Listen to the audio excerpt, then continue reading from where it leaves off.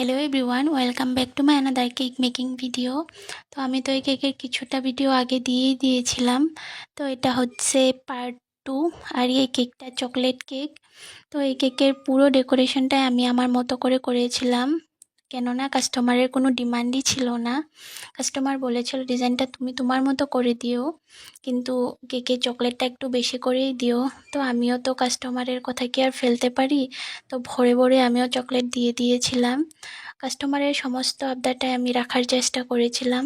ও হ্যাঁ, আমি এই কেকটি ডিজাইন করেছিলাম আমাদের সবারই পরিচিত একটা নজেল, 1M নজেল।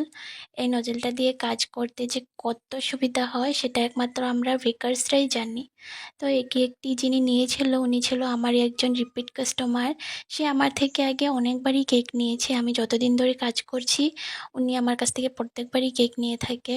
তো এই তো বকবক করতে করতে আমার কেকটাও প্রায় রেডি। রেডি কি বলবো, অলমোস্ট রেডি।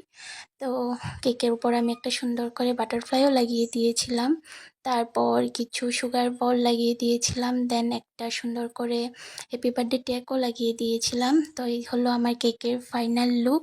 তো কেকটা কেমন হয়েছে আমাকে অবশ্যই কমেন্ট করে জানিও। আবারও দেখা হচ্ছে নেক্সট ভিডিওতে। Bye bye.